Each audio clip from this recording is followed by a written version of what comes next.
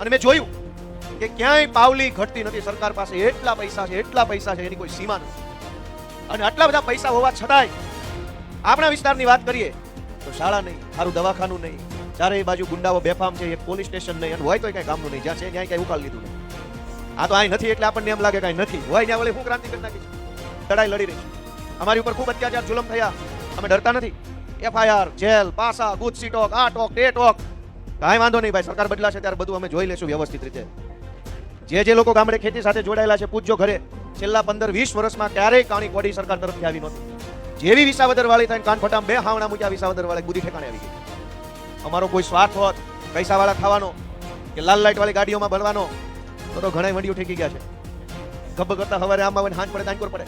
અમે એવા માણસો નથી. અમે સંઘર્ષ કરનારા માણસો છીએ. જે થવું એ થઈ જાય, પણ સંઘર્ષના રસ્તેથી પગલું પાછું ન હટીએ ને એ અમે માણસો છીએ. ભાજપ વાળાને તો કોઈ ફરક પડતો નથી. વિધાનસભામાં મેં જોયું કે જેટલી ચિઠ્ઠી આવે ને એટલું જ ઊભા થઈને વાંચવાનો એમનો અધિકાર છે. ચિઠ્ઠી બાર એક શબ્દ બોલે ને તો ઘોનારે છે, અંદર લઈ જાય. આ હાવ હકીકતની વાત છે. કોઈ પણ માણસ એની પાર્ટીમાં ચિઠ્ઠી બાર બોલી નથી શકતો. મેં નજરે જોયેલી વાત. અને દેશ સેવા કરવા માટે બધા ભાજપમાં જોડાણા છે. પણ સુરત કોર્પોરેશનના ઉમેદવારોનું લિસ્ટ રાતે 12 વાગે બહાર પાડ્યું.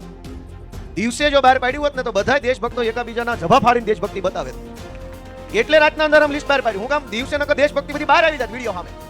ત્યાં પબ્લિક સમજી ગઈ કે ચૂંટણી આવે એટલે ભાજપના નેતા આવે તો ભાજપના નેતાની સભામાં જવાનું, કાંઈ ખાવાની વ્યવસ્થા કરે તો ખાઈ લેવાનું, કાંઈક દે તો લઈ લેવાનું, પાછો મત ગોપાલભાઈ આવવાનું. આનું નામ વિસાવદર વાળું.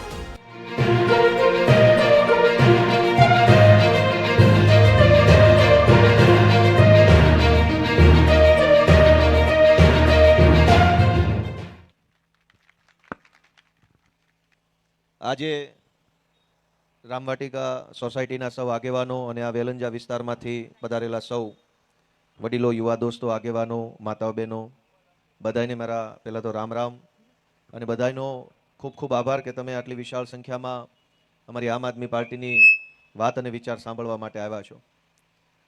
મિત્રો, હમણાં જ હજુ વિસાવદરની ચૂંટણી પૂરી થઈ અને એક જબરજસ્ત રાજકીય વંટોળ આખા ગુજરાતમાં ઊભો થયો.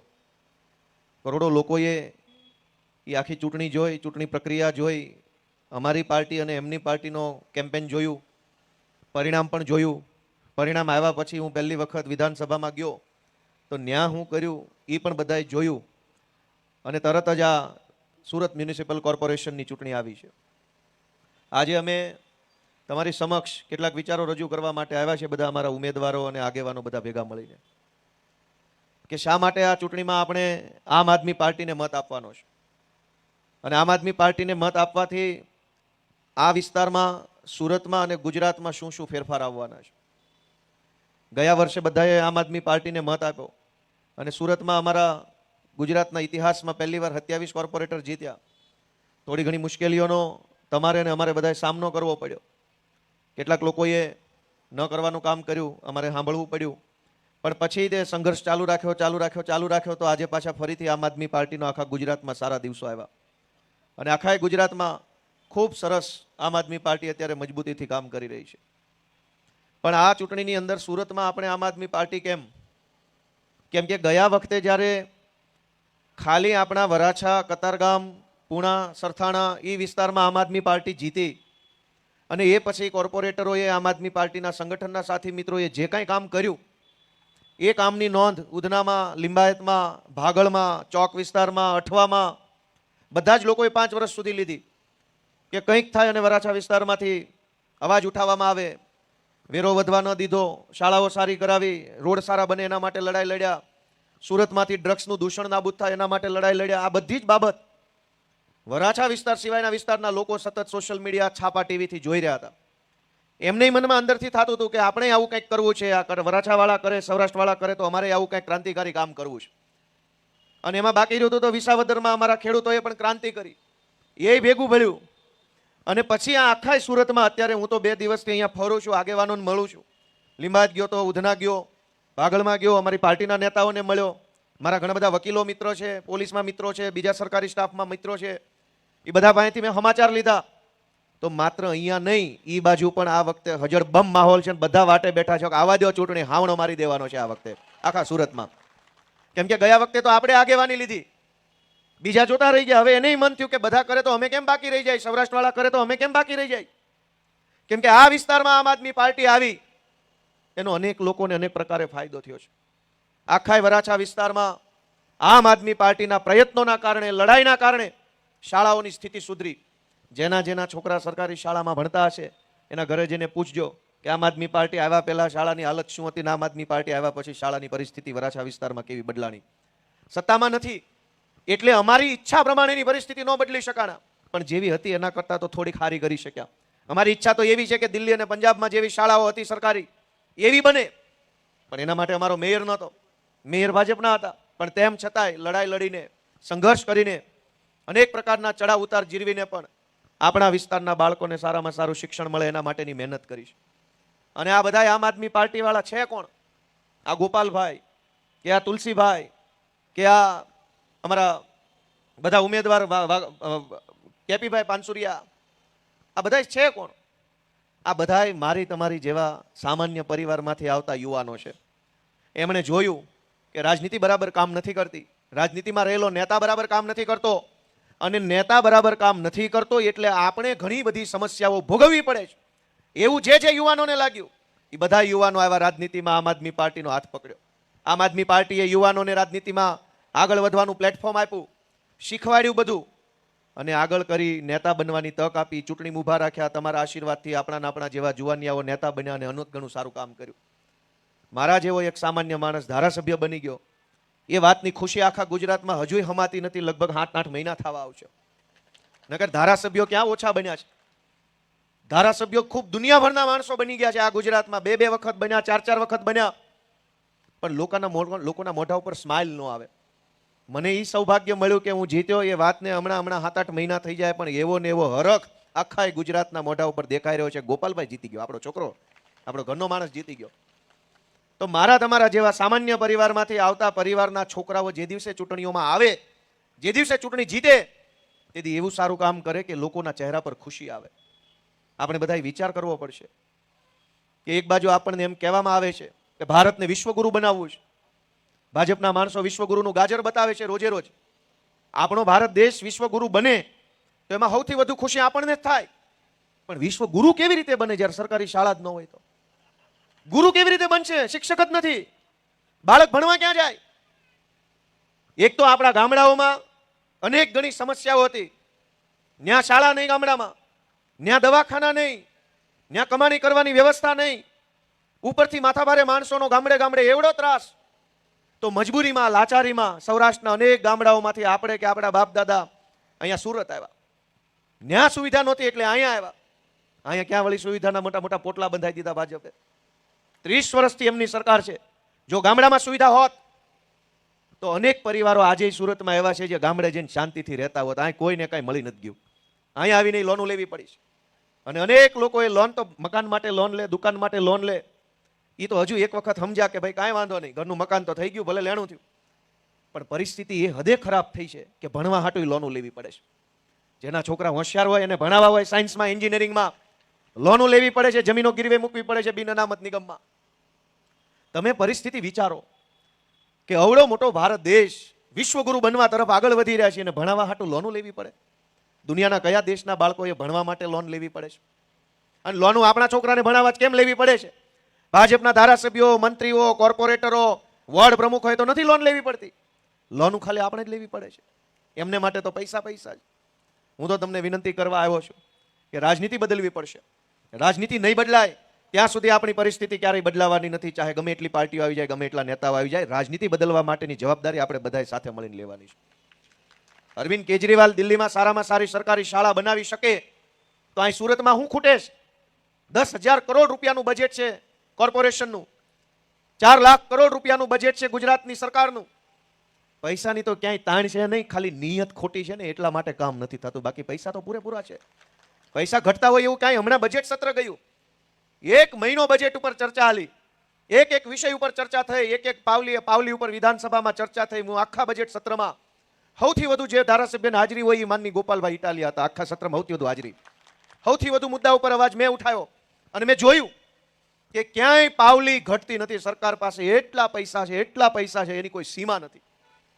અને આટલા બધા પૈસા હોવા છતાંય આપણા વિસ્તારની વાત કરીએ તો શાળા નહીં, સારું દવાખાનું નહીં, ચારેય બાજુ ગુંડાઓ બેફામ છે, એક પોલીસ સ્ટેશન નહીં, અને હોય તો કઈ કામનું નહીં, જ્યાં છે ન્યાય કઈ ઉકાળ લીધું નથી. આ તો અહીં નથી એટલે આપણને એમ લાગે કઈ નથી, હોય ત્યાં વળી હું ક્રાંતિ કરી નાખીશ. છે જ ને વરાછામાં, સરતાણામાં, પૂણામાં, ઉધનામાં, લીંબાયતમાં બધા પોલીસ સ્ટેશનો. અહીં વેલંજામાં નથી એટલે આપણે એવું કહેવા થાય માઇક નથી. અને જ્યાં છે ત્યાં શું છે, ત્યાં હપ્તા લે છે. અહીં હપ્તો આખો દેવા જવું પડતું હોય, અહીં બનશે દોલાન નજીક થઈ જાય હપ્તા વાળા. તમે પરિસ્થિતિ વિચારો, તમે પરિસ્થિતિ વિચારો કે આ પરિસ્થિતિ ક્યારે બદલાશે અને કોણ બદલશે. અવડો મોટો વિસ્તાર ડેવલપ થયો અહીંયા. ગઈ ચૂંટણી પહેલા આ વિસ્તારને કોર્પોરેશનમાં સામેલ કર્યો. મને યાદ છે એ વખતે અમે સભામાં આવ્યા હતા.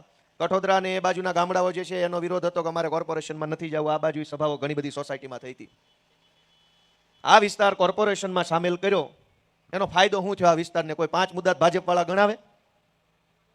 અહીં 5 મુદ્દા તો કોક એમ કે ભાઈ આ ગામડું હતું એમાંથી કોર્પોરેશનમાં ભળ્યા હતા, 5 મુદ્દાનો ફાયદો થયો. તમે વિચાર કરો કે અનેક સોસાયટીઓ બની, એમાં ગટર નથી, વેરો પૂરેપૂરો લઈ જવાનો, શહેરોનો વેરો, અને સુવિધા ગામડા જેવી. તો પછી ગામ જ રહેવા દો ને ભાઈ, હું કામ અમને શહેરનો ખાલી સિક્કો મારીને વૈયા જાવ છું? સુવિધા શહેર જેવી ન થાય, સિક્કો શહેરનો હું કામ? ગામનો સિક્કો રહેવા દો.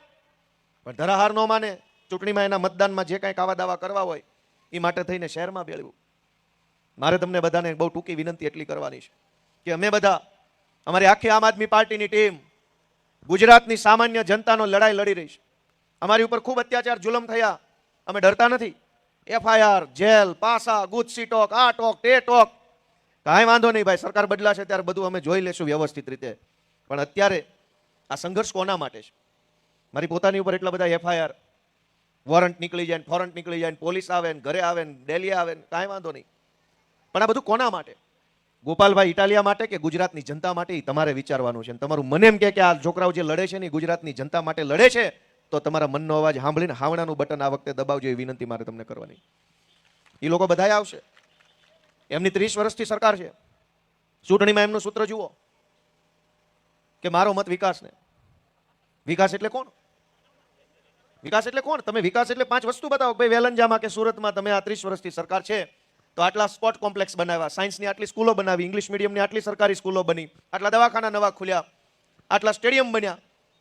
કશું 30 વર્ષમાં આ લોકોથી કાંઈ થયું નથી. હવે ભવિષ્યમાં કાંઈ આમનાથી થાય એમ નથી, કેમ કે આ થાકી ગયા છે. અમે નવી જનરેશનના નેતાઓ છીએ દોસ્તો, અમારી ઘણી ધગશ છે, ઘણું બધું કામ કરવું છે. તમારા આશીર્વાદ મળશે તો ઘણું સારું કરી શકીશ. વિસાવદરના લોકોએ અમને મત આપ્યો, આશીર્વાદ આપ્યા, તો એનું પરિણામ આખા ગુજરાતને મળ્યું. વર્ષોથી માવઠા આવે છે પણ કોઈ દિવસ ખેડૂતોને કાણી કોડી મળતી નહોતી. આ વિસાવદર વાળી થઈને પછી પહેલી વખત 10,000 કરોડનું પેકેજ આવ્યું ને અનેક ખેડૂતોના ખાતામાં પૈસા આવ્યા. જે લોકો ગામડે ખેતી સાથે જોડાયેલા છે, પૂછજો ઘરે, છેલ્લા 15-20 વર્ષમાં ક્યારેય કાણી કોડી સરકાર તરફથી આવી નહોતી. જેવી વિસાવદર વાળી થઈને કાન ફટામ 2 હાવણા મૂક્યા, વિસાવદર વાળે બુદ્ધિ ઠેકાણે આવી ગઈ. આ લોકો હાવણા સિવાય માને એમ નથી, કેમ કે આ લોકો એટલા બધા પેધી ગયા છે કે હાવણા સિવાય નહીં માને. અને એટલે નિશાને એવું જ રાખ્યું કે વ્યવસ્થિત માને, 2 હાવણા મૂકો એટલે ઠેકાણે. અને તમારે એ જવાબદારી સંભાળવાની છે. મિત્રો, બહુ ચિંતાજનક માહોલ છે. ઘણી વખત અમારો વિરોધ કરે છે લોકો, કેટલાક મિત્રો, કેટલાક વ્યક્તિઓ, કે તમે લોકો આવા છો ને તમે લોકો તેવા છો. મારે એક વસ્તુ કેવી છે કે અમે ગમે એવા ખરાબ માણસ હશું, પણ અમને એક વાતનું ગર્વ છે કે અમે ડ્રગ્સના ધંધામાં સંડોવાયેલા માણસો નથી. આખા સુરતને ડ્રગ્સના રવાડે ચડાવ્યું છે ભાજપના માણસોએ. આપણે આ મહેનત મજૂરી કરીને જીવીએ, ઘરે બધી બહેનો બેઠી હોય, આખો દિવસ ટીકી લગાવે, દોરા ધાગા તોડે, આખું ઘર કમાય, અને આપણા જ પરિવારનો દીકરો કે દીકરી ક્યાંક નોક ચડવાની લતે ચડી જાય, એની જવાબદારી કોની? આપણે કમાવામાં ધ્યાન આપવું, છોકરા વાહે રખડવું, ક્યાં ભણવા જાય? એક તો ઘર આંગણે નિહાળ ન હોય, ઘર આંગણે કોલેજ ન હોય, ઠેઠ ઓલા છેડે ભણવા મોકલો, ત્યાં જાય તો દરેક મા બાપને ચિંતા થાય. પોલીસ સ્ટેશનોમાં કોઈ આપણી ફરિયાદ સાંભળવા તૈયાર નથી. અમે ખૂબ વિરોધ કર્યો ડ્રગ્સનો, તો અમારી ઉપર FIR થઈ ડ્રગ્સનો વિરોધ કરવા બદલ. તમે બધાએ પોતાના મનથી વિચારો કે કોણ એવો મા બાપ હોય જે એમ ઈચ્છે કે અમારા છોકરા નશાના રવાડે ચડી જાય. અને જ્યારે અમે અહીંયા ગુજરાતમાં વાત કરીએ કે ભાઈ અહીંયા નશાના રવાડે છોકરા ચડે છે, બેફામ બધી વસ્તુઓ મળી રહે છે, દારૂ બેફામ મળી રહે, ડ્રગ્સ બેફામ મળી રહે, છોકરાઓ ઊંધા રવાડે ચડે, પછી એના મા બાપની પરિસ્થિતિ જે થાય છે ને કોઈને કહી નથી શકાતી. સમાજમાં આબરૂની બીક લાગ્યા કરે, પોલીસ સ્ટેશનોમાં ન કહેવાય ને સમાજના આગેવાનોને ન કહેવાય. આ મારી વાત સાચી છે કે ખોટી છે? તો આવડી મોટી સરકાર કામમાં શું આવે? આટલી મોટી પોલીસ વ્યવસ્થા, આટલું મોટું IB તંત્ર, આટલો મોટો ગૃહ વિભાગ, આટલા કલેક્ટરો, મામલતદારો, TDO, ઝોન ઓફિસો, કરોડો રૂપિયાના પગાર લઈને બેઠેલા સરકારી માણસો કામના હું?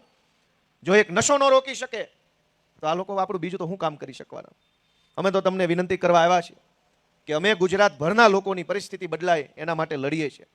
અમારો કોઈ સ્વાર્થ હોત પૈસાવાળા થવાનો કે લાલ લાઇટવાળી ગાડીઓમાં ભરવાનો તો ઘણા વંડીઓ ઠેકી ગયા છે.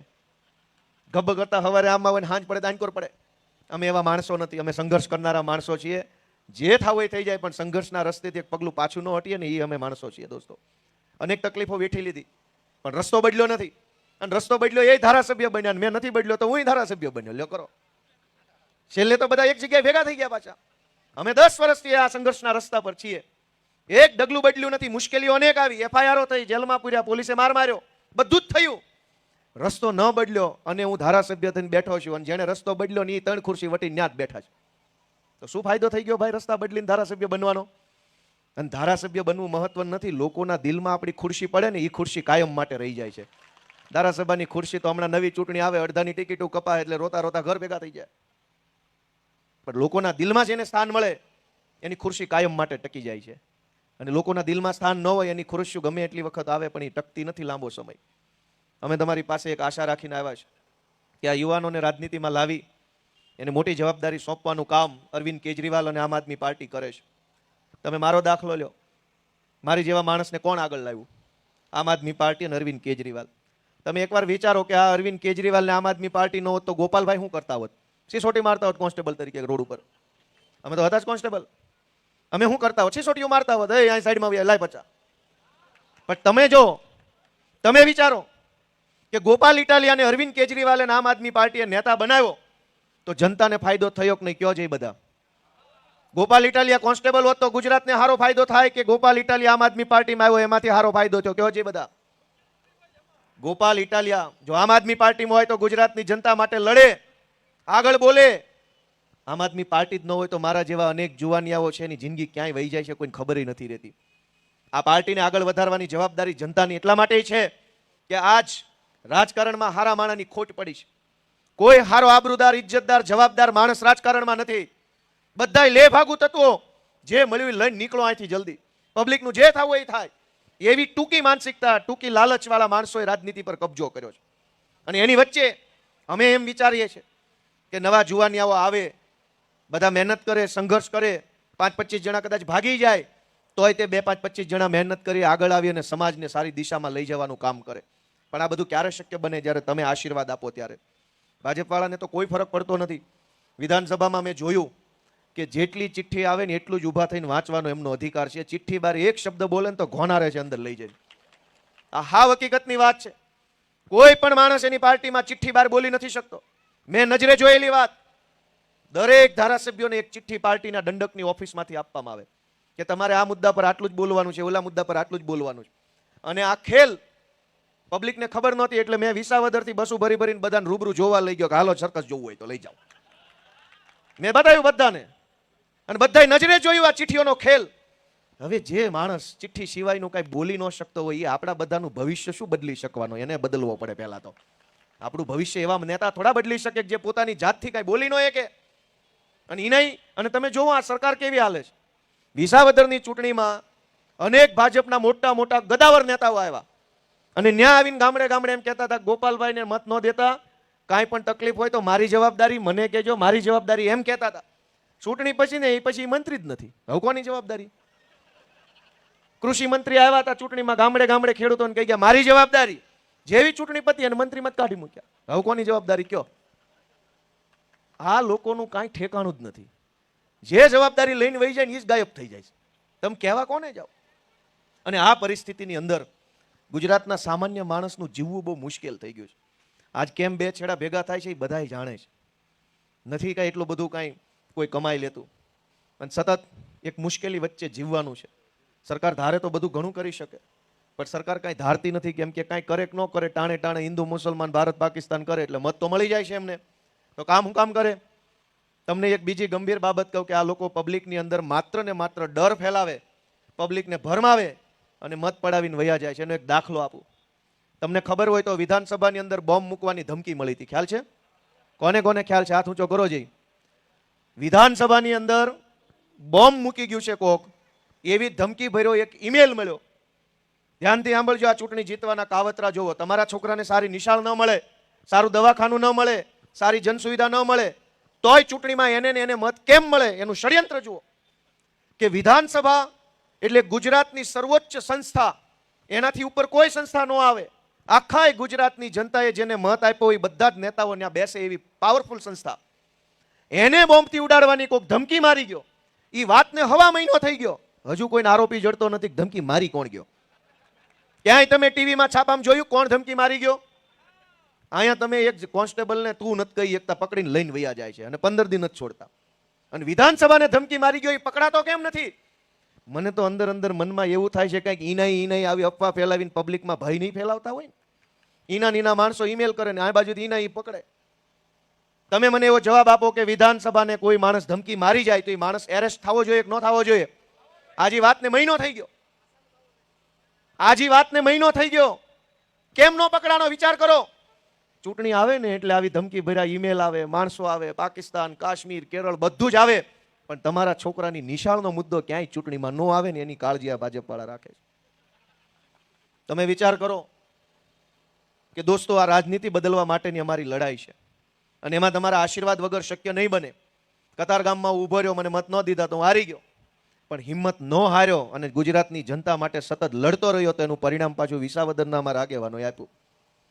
હું તમને એટલી જ વિનંતી કરું છું કે તમે કદાચ મત નહીં દો તો બહુ તો શું થાય, અમે હારી જાવ. પણ અમે હારી જાવું તો જનતાનો મુદ્દો કોણ ઉઠાવશે એક વખત વિચાર કરો.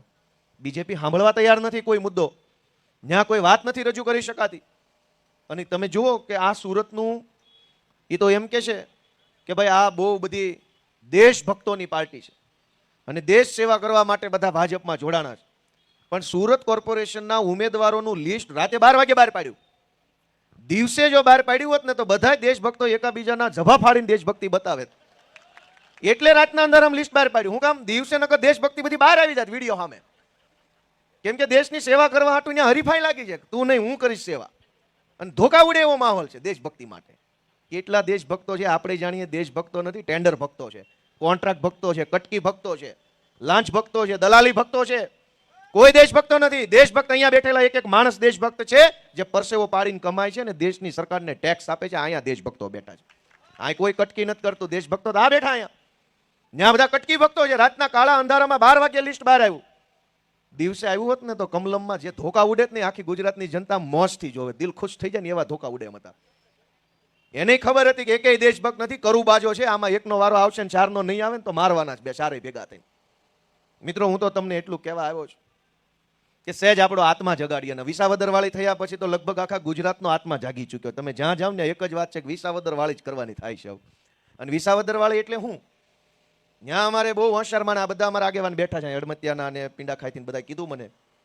ત્યાં પબ્લિક સમજી ગઈ કે ચૂંટણી આવે એટલે ભાજપના નેતા આવે તો ભાજપના નેતાની સભામાં જવાનું, કાંઈ ખાવાની વ્યવસ્થા કરીએ તો ખાઈ લેવાનું, કાંઈક દે તો લઈ લેવાનું, પાછો મત ગોપાલભાઈ દઈ આવવાનું. આનું નામ વિસાવદર વાળી. એને સ્ટેટ સુધી ખબર ન પડી કે શું થવાનું. ગામને ખબર હતી, ગામમાં હાલતું. ભાજપની સભામાં ઓહો માણે માણા, જમવાનું ખાઓ પીઓ ને એશ કરો, મત તો કે ગોપાલભાઈ લ્યો. એવા ભાંભરોટા બોલાવે ગયા કે અહીંયા કોઈ દી ખર્ચો ન કરાય. કેમ કે દર ચૂંટણી આ લોકો આપણને શું સમજે છે? આપણી બધાની શું, આપણી કિંમત શું? ભજીયા, ગાંઠિયા.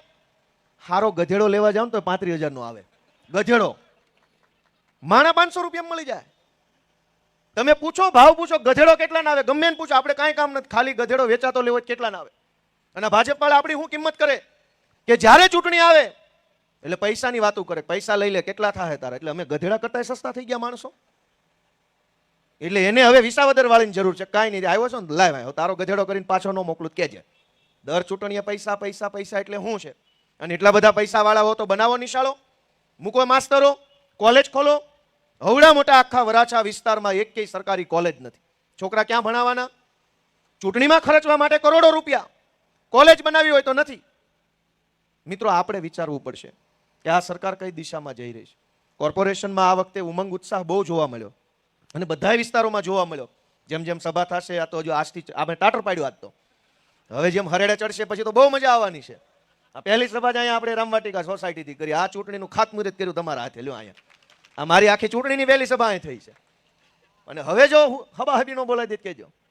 બધી બાજુ એવો ઉત્સાહ છે. લિંબાયતમાં, ઉધનામાં, ચોકમાં, ભાગલમાં બધી પબ્લિક કહે છે કે ભાઈ હવે આનાથી થાક્યા છે, આને કાઢો, વહેલી તકે રજા આપો. કીધું રજા તો તમે આપી શકો, અમે થોડા આપીએ. અમે તો ઉમેદવાર છીએ, તમે હાવણો દબાવો એટલે એ બધી લીલ ધોવાઈ જાય. તરી વર્ષથી આના બેટા લીલ થઈ ગઈ છે. મિત્રો મારી એટલી જ તમને એક પ્રાર્થના છે કે આ અમારા ઉમેદવાર નવા જુવાનિયાઓ છે, શીખે છે, એક નિષ્ઠાથી રાજનીતિમાં આવ્યા છે. અમને ઘણી તકલીફ પડી, અમારે રીતે જવાબ દેવા પડે છે, પણ અમે એવા માણસો નથી કે ભાગી જઈએ, ડરી જઈએ, દબાઈ જઈએ. તમારા આશીર્વાદ હશે તો આ ગુજરાતની અંદર આમ આદમી પાર્ટી ભવિષ્યમાં ખૂબ સારું કામ કરી શકશે. આ અમારા ઉમેદવારો કદાચ નવા છે, કદાચ ભાજપવાળા જેવું સારું સારું ભાષણ નહીં આવડતું હોય, પણ દોડીને કામ કરે એવા 100%ના માણસો છે, એ વાતની ખાતરી છે દોસ્તો. કેમ કે યુવાન છે, ધગશથી આવેલા છે, દાનતથી આવેલા છે. તમે બધાય એમને આશીર્વાદ આપો. અમારા 4 ઉમેદવારોને હજુ નંબર તો આવ્યો નથી, નંબર 2 દિવસ પછી આવશે, પણ જે નંબર આવે એ સાવણાના નિશાન ઉપર મત આપી અમારા 4 ઉમેદવારને વિજય બનાવો એવી પ્રાર્થના સાથે હું આપ સૌનો હૃદયપૂર્વક ખૂબ ખૂબ આભાર માનું છું. ભારત માતા કી, ભારત માતા કી જય. જવાન